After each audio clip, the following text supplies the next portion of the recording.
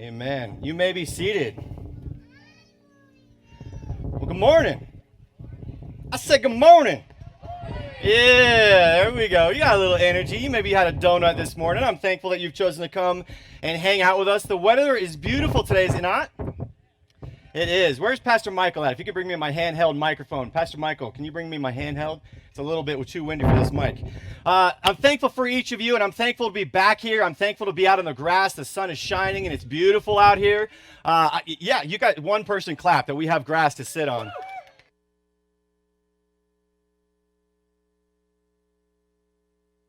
Shit. That awkward moment when I switch microphones mid-sermon. This one's not as windy, right? Yeah? Yeah, it's much better. I came across a story a couple weeks ago of a CEO. She is a CEO of a Fortune 500 company. And right when the pandemic hit, she started having Zoom meetings with her company and all of her managers or supervisors. And I don't know if you've been on a Zoom meeting during this pandemic, but Zoom meetings, it's like a Skype or a FaceTime. You go on and you see a bunch of other people that are on the video, but you can change your background to whatever you want. Like you can participate in a Zoom meeting from like Paris behind you or from like outer space or the Mojave Desert. And so what's funny is this CEO goes on and she's on this Zoom meeting, and not only can you change the backgrounds, but you can also change yourself through augmented reality into something else. Well, little did this CEO know that her daughter had gotten on the computer before she did and changed her profile, her person, to look like a potato when she joined her own meeting. So this CEO of a Fortune 500 company joins her own meeting with her managers and supervisors from all over the world, and she looks like a potato. Now, of course, everybody starts laughing, and they think she did this on purpose, but she did not do this on purpose. So she starts fumbling around with all the settings, trying to figure out, how do I switch me off so I look like meat and not a potato? But she could never figure it out. Through the entire staff meeting, she led a staff meeting while looking like a potato the entire time. Now, I'm guessing that particular CEO is really thankful that we're starting to venture out of the pandemic, that we're starting to venture away from these Zoom meetings and into interpersonal conversations again. I have personally had many Zoom meetings with our staff here at Pinion Hills Community Church, and I'm thankful that we're taking steps and strides the right direction. In fact, the fact that you're sitting on grass right now, I'm thankful for that. I'm thankful for the fact that we have a facility here. People like John Morgan. I want to give a shout out to John Morgan and all the people that have selflessly given and were part of a vision to make this whole campus become a reality. You see, there's hundreds of churches throughout the great state of New Mexico that have no place to meet this morning. They have no grass. Perhaps they meet in a school. They have no facility. They have nowhere to meet because of what's going on right now. Not only do we have a beautiful facility, we have a beautiful place for all of you to sit here. And for those of you who are watching online, we miss you. You are still a part of the family. And I'm thankful that we have so many blessings coming out of this pandemic. Now, people continue to ask, Matt, when are we going to come back in the building? I don't know. Maybe next week. We're going to take it hour by hour, day by day. And I don't know exactly what the future has. Talked about this a little bit last week as well. We don't know the big picture either, do we? People keep coming to me, Matt, do you think this is the end of the world? Do you think this is the end times? I don't know. Maybe. Perhaps. What I don't know is we don't know the date or the time that Jesus is going to crack open the skies and come and take his people home. We don't know. There's a lot about the future that we don't know, but here's what we do know. We do know that what God has in store for us, no eye has seen, no ear has heard, no mind has imagined what God has in store for those who love him. Can I get an amen?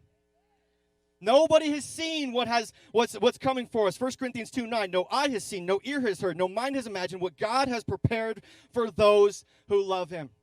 Friends, perhaps what that means is that in heaven, there won't be riots. There's not going to be riots, but there's going to be real unity. In heaven, there won't be division, but there will be inclusiveness. In heaven, there won't be racism, but there will be racial equality. See, what's going to be in heaven, we can't even imagine. No eye has seen, no ear has heard, yet at the same time, Jesus gives us a little glimpse of the future in the Lord's Prayer. He comes to us and he says, hey, this is how you should pray. Matthew 6:9-10. Jesus says this. He says, this is how you should pray. Notice he doesn't say this is how you could pray. He doesn't say this is perhaps an idea for how you can pray. He says this is how you should pray. And then he continues on. He says, our Father in heaven, hallowed be your name. Holy is your name. Your kingdom come, your will be done on earth. Finish it for me. On earth as it is in heaven. And he doesn't say this is how you can pray. Or this is how you could pray. He says this is how you should pray. If you happen to be taking notes in the program today, you can write that down. Some things that we could pray for are the very things that we should pray for. Some things that we could be praying for that perhaps we see as an option, maybe I could pray for this, are the things that Jesus says we should be praying for those things. We not just could, but that we should. So if that's the case, if there's things that we should be praying for, if there's things that we can experience here on earth as it will be in heaven, then the question is, well, what should we specifically be praying for? There's three things. There's probably 3 million things, but this morning I want to capitalize on 3 things that we should be praying for. And if you're taking notes again, you can write these down. Number 1, grace. Grace. We should be praying for grace. Now, what is grace? Grace is undeserved forgiveness. You're never going to be good enough. You're never going to qualify for grace. Grace is only possible because of the goodness of somebody else. And heaven is going to be overflowing with grace. Why? Because God's going to be there. Jesus is going to be there. And it's all about grace. In fact, nobody will ever even go to heaven had it not been for grace. Heaven wouldn't even be an option if it weren't for grace. So grace is something that will be in heaven. Listen to this in Ephesians 4:7. Grace was given to each one of us according to the measure of Christ's gift. Grace is made available to each one of us based on what Jesus did on the cross. Grace is a gift that is not possible for us to earn. It's only possible to attain because somebody else chooses to gift it to us.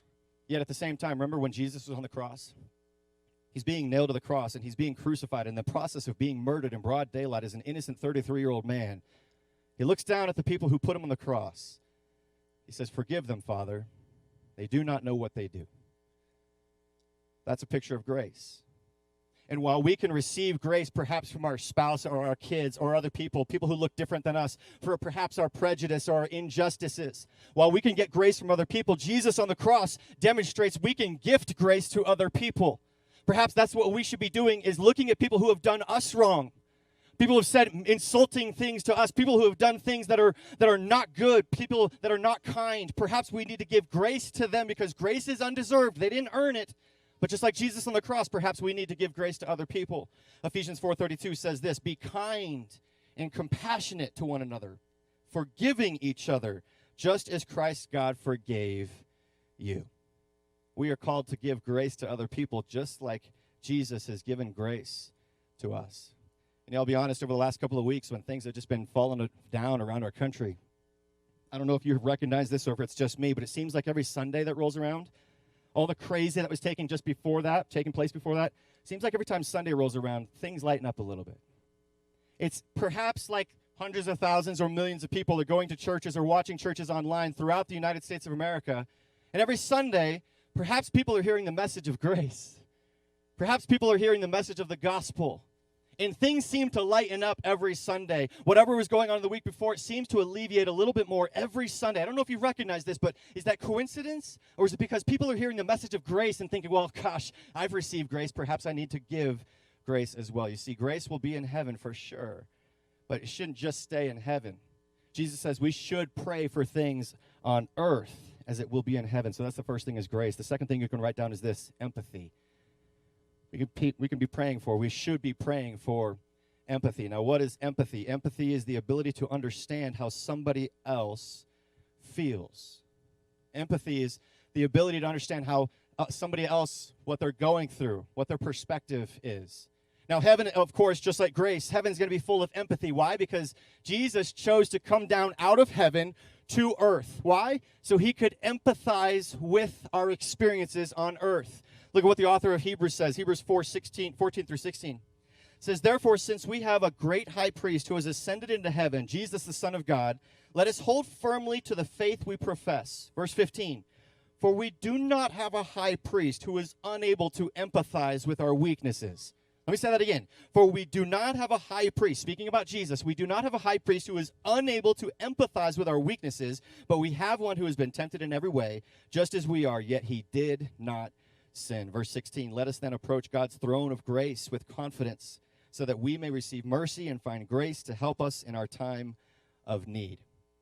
We need to be people who can empathize with others. Jesus can empathize with us. He came down out of heaven to be fully man, fully God at the same time. Why? So he could empathize. He knows what our hurts feel like. He knows what our temptations feel like. Heaven's going to be full of empathy because Jesus left his throne to spend time with us on earth. We should offer empathy to others. We should be praying for empathy on earth as it is in heaven. Now, granted, it's hard for a white person to empathize what it feels like to be a black person.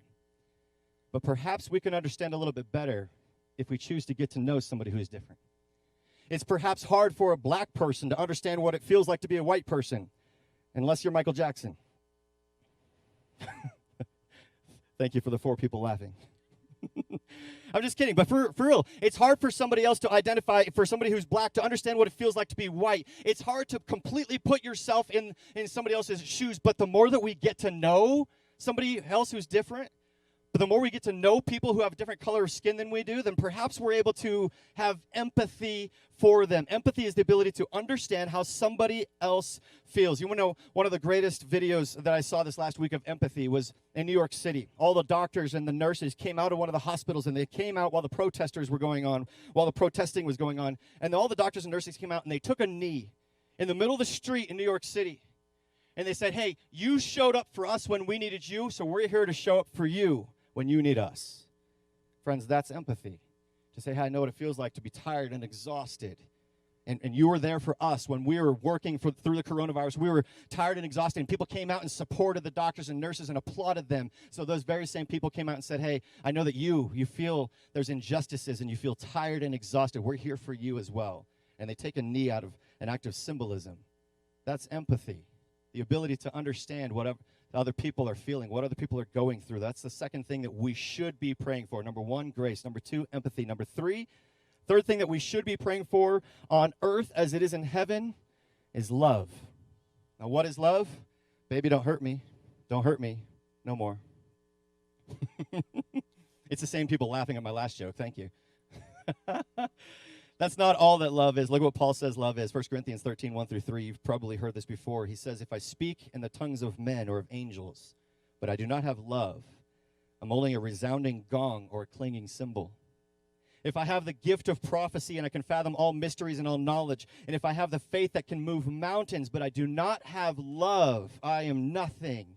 If I give all I possess to the poor and I give my body over to hardship so that I may boast, but I do not have love, I gain nothing. Paul is making the point that love is so crucial and so important, not just something that we should be waiting for in heaven someday when we get there, but may we be praying, and we should be praying for love here on earth as it is in heaven. Paul continues on in this famous love passage. Perhaps you've heard this in weddings or in renewals of vows. You've heard it in the context oftentimes of marriage, but let me read to you these famous verses about love, the definition of love in the context of what's been happening over the last couple of weeks here in the United States of America. Think about these verses through the context of what happened with George Floyd and the riots and the protesters and police putting their knees on the necks of black men. Listen to these verses in that context of what's been going on through the United States. Love is patient. Love is kind. It does not envy. It does not boast. It is not proud.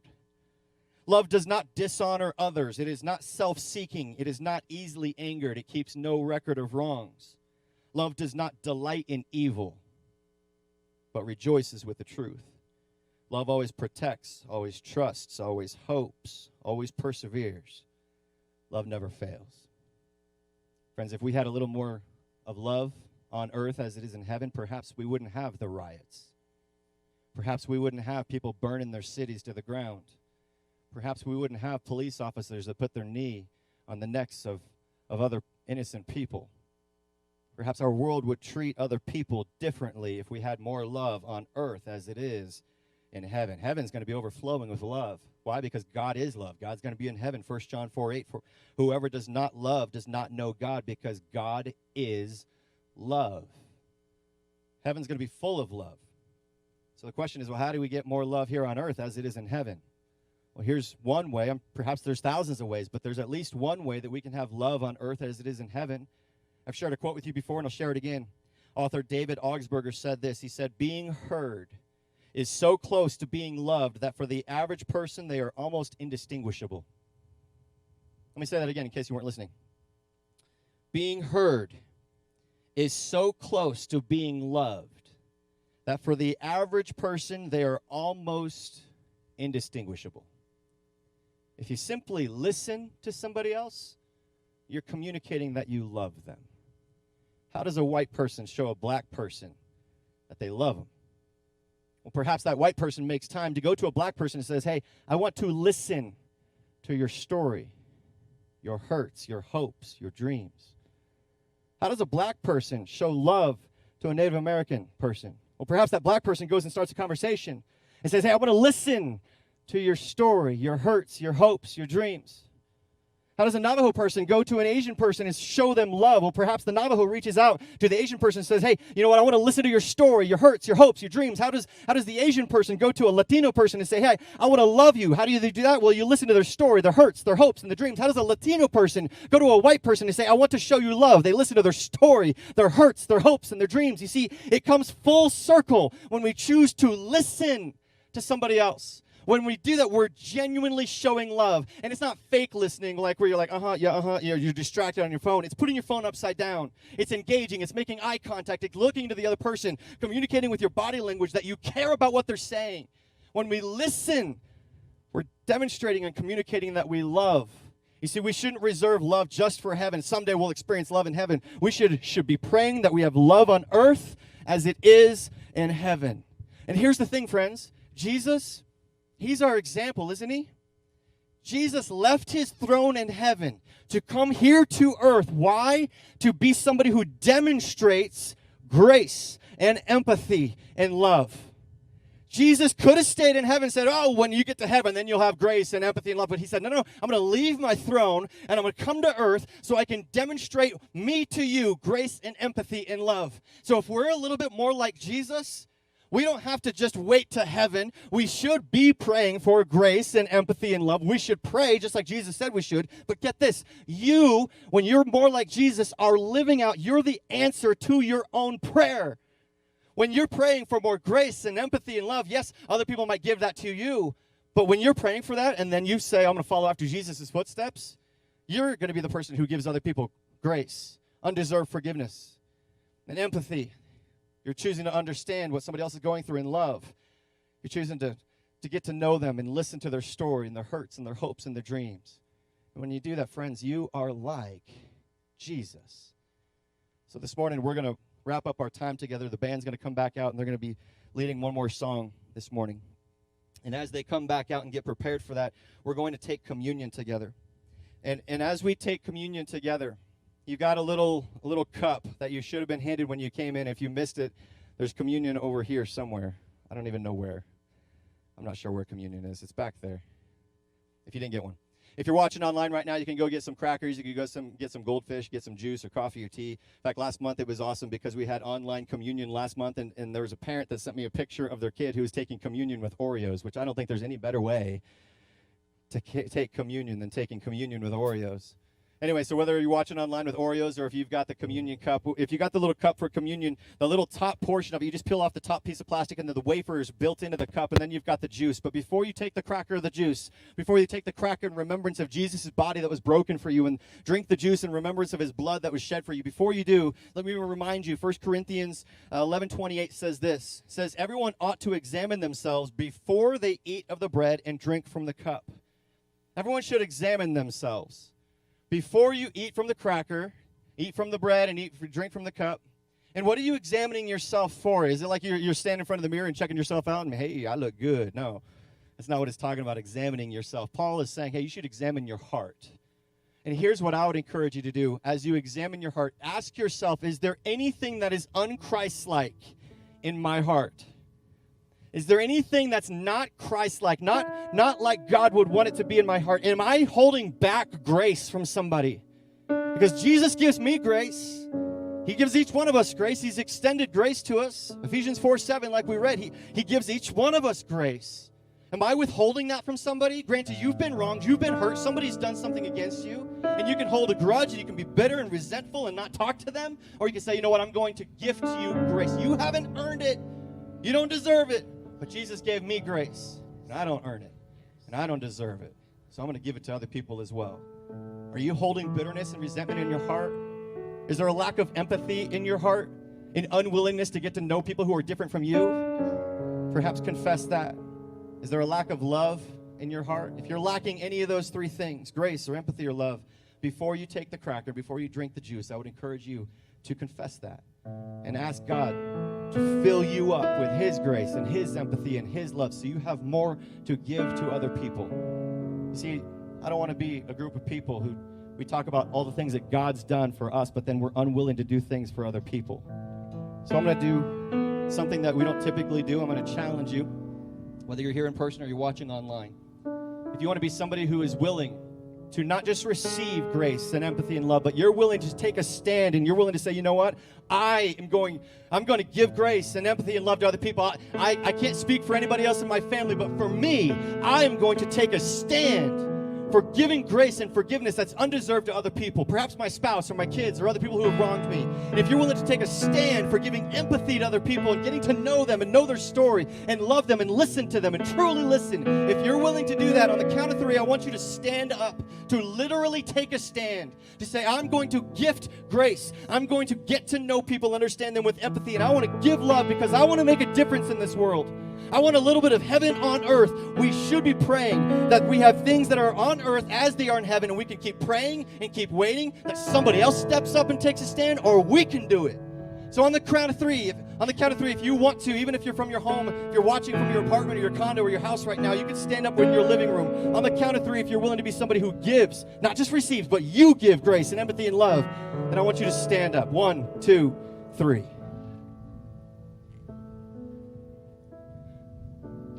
People are standing up all over this lawn right now, and perhaps people are standing up in their living rooms. Don't you dare just stand up at church.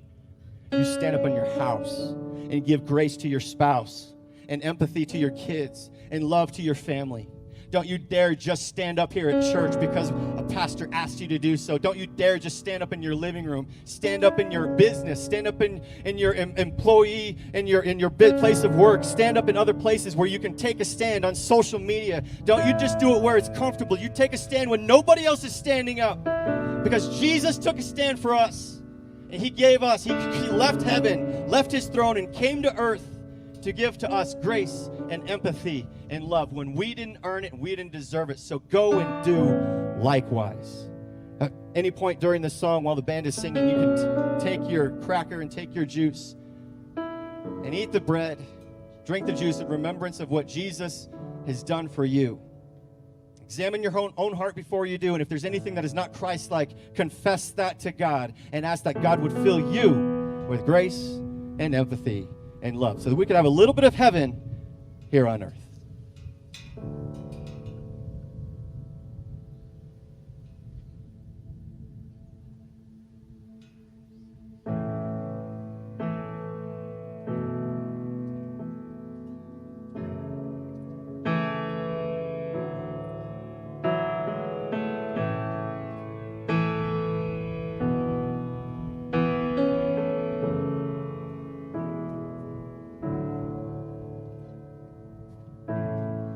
Carried a burden for too long on my own. I wasn't created to bear it alone. I hear your invitation to let it all go. I see it now, I'm laying it down, and I know that I need you. I run to the Father, I fall into grace. I'm done with the hiding, no reason to wait. My heart needs a surgeon, my soul needs a friend, so I run to the Father again. And again, and again, and again. Oh, whoa, whoa.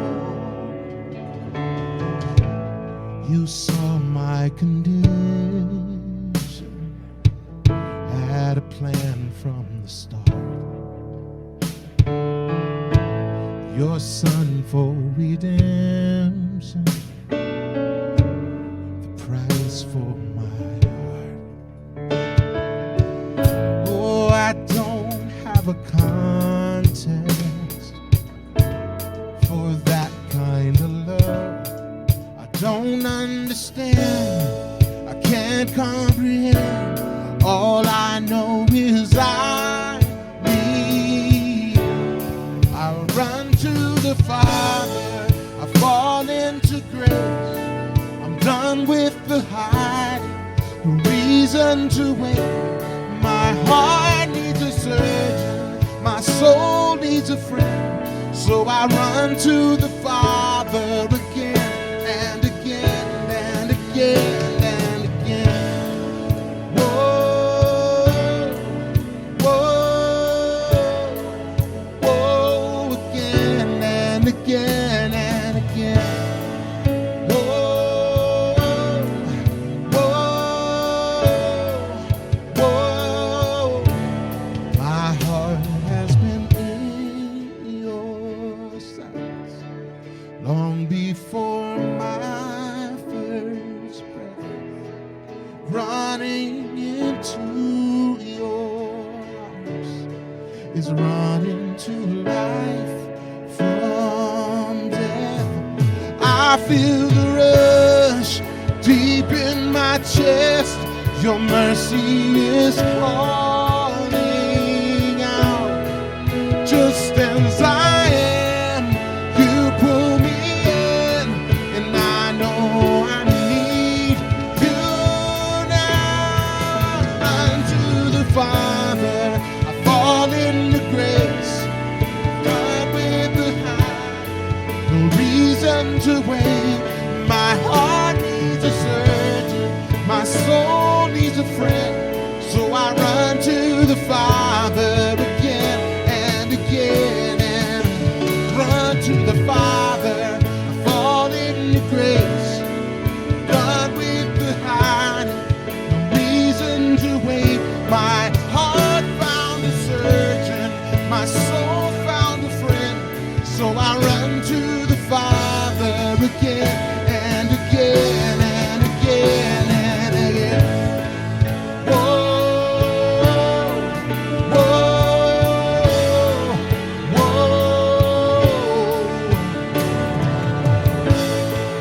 whoa, whoa, whoa, again and again and again and again,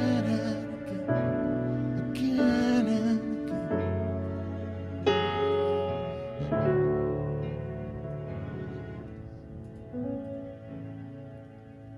What happens when we run to the Father again and again and again and again and again and again and again and again? We receive grace and empathy and love again and again and again and again and again.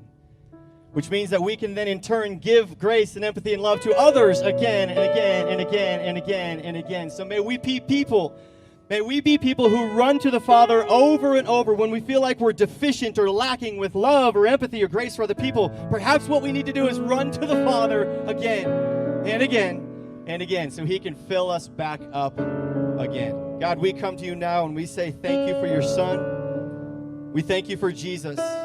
We thank you for the fact that He went to the cross for us and that He would do that again and again and again.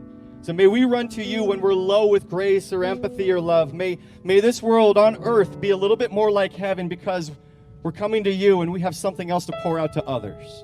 So we thank you for Jesus, and it's His name we pray. Amen.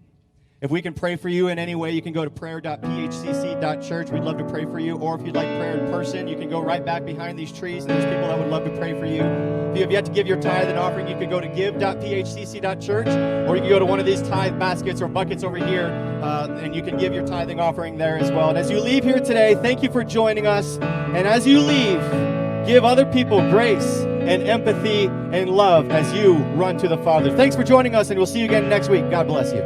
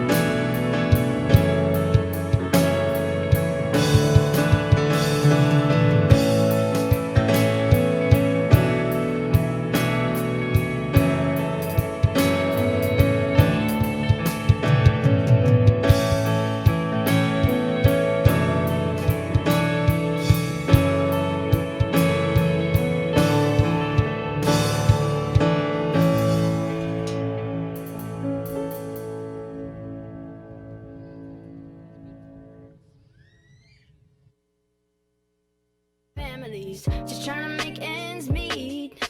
They grinding, but they finding that they still facing defeat. Long live the people that don't feel equal, working hard to pay the wages of this playing in casinos. Long live the ones on the run. I hope they find the love they're looking for and purpose they've been